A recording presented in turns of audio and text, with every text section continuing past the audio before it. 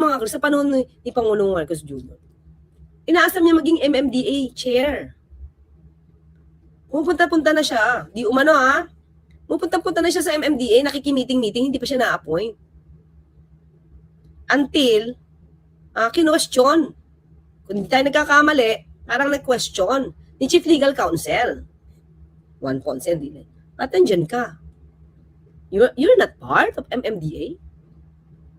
O ngayon, dahil hindi na-appoint, baka kaya. Di ba?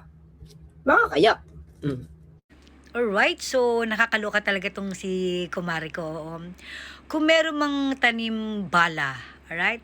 Tanim witness, si Mari hindi nagpatalo. Meron siyang tanim chismis. Alam mo yun, kung magsalita siya, akala mo kausap niya yung mga kamarites niya lang. I mean, come on. PCO USEC ka. Public official ka. Ang nanonood sa'yo, publiko. Ang mga Pilipino, na kahit ayaw sa'yo, napapanood ka. Tapos magtatanim ka ng mga ganyang klase ng chismis. Walang kakwenta-kwenta. Bigyan mo naman ng dignidad ang sarili mo. Diba, can you imagine, di umano, allegedly. Kaya nagagalit itong si Mike Defensor sa administrasyon kay BBM because hindi ito na-appoint. Dahil pangarap daw ni Mike Defensor na maging MMDA chairman. Na sinabihan daw siya ni Enrile na, ba't ka na hindi dito? Hindi ka dapat nandito. Naalala ko tuloy si Cathy Binag. Nung kinento ni Cathy Binag na nakita siya ni Liza Marcos sa bahay nila, tapos inaya siyang mag-drogation, suminghot. Ang sabi ni Cathy Binag, hindi ako sumisinghot.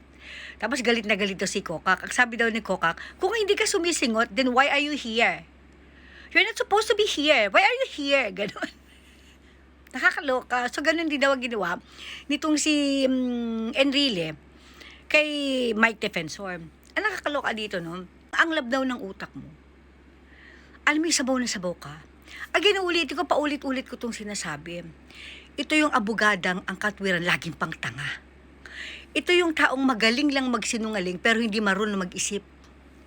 Para sabihin mo, galit si Mike Defensor because gusto niya magpa-appoint, hindi siya in-appoint.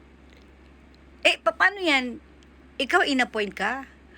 Kaya himudpwet ka kay Ngagva? Ganun ba yun? So pag in-appoint ka, katulad mo, appointed ka, kailangan talagang higupin mo ang tumbong ng Pangulo. Alam mo yung mukha kang gaga sa kakasinungaling. Yung galit ng buong bayan sa'yo. Yung galit na pati mga Pilipino saan mang sulok ng daigdig, saan man sulok ng mundo, galit ang Pilipino sa'yo. Pero okay lang kasi nga appointed ka. Bayad ka. May gulay. Yung katwira mong pangtanga, pangsyunga, para sa isang abogado, masyadong mababa. Masyadong mababa yung standard mo. Masyadong mababaw ang utak mo.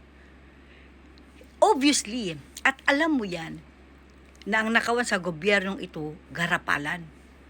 Hindi na nga uso ang hiyaan eh. Can you imagine, nag-file pa lang filing of impeachment pa lang, hinarang na. Diba kung di ba naman talaga mga garapal, mga putang inang yan? Tapos sasabihin mo, galit lang si Mike Defensor dahil hindi siya na-appoint. Kaya kasama siyang tumitulig sa laban sa gobyerno. My God. So kami, yung taong bayan, hindi naman kami nagpa-appoint kay Ngagva. Pero galit din kami sa kanya. Ano namang dahilan namin para magalit? Bigyan mo rin kami ng dahilan. Si Mike Defensor kasi hindi na-appoint. Kami, ang taong bayan, bakit galit? Anong dahilan mo naman sa amin? Grabe, ang babaw ng utak mo. Ikaw na-appointed ka. So ano ka? Kaya himudpwet ka. Kaya kulang na lang higupin mo lahat ng ebak nitong si Ngagva dahil appointed ka. Ano ba explain natin sa kumari ko? Diba? Magkano pa pinag-uusapan natin, Mare? Para kang si Trililing, magkano pinag-uusapan? Magkano ang talent fee nyo? Tandaan mo, Mare, huwag ka magyabang. Dahil yung talent fee na tinatanggap mo, na pinapalamon mo naman sa asawa at mga anak mo, galing yan sa pera ng taong bayan. Yung ninanakaw ni Bangag, pera yan ng taong bayan. Sabi sa'yo, Mari, pagbaba ni Ngagva sa pwesto, wala ka na sa posisyon, hindi mo na kayang magyabang, tingnan natin kung saan ka pupulutin. Tingnan natin, Mari. Ina mo.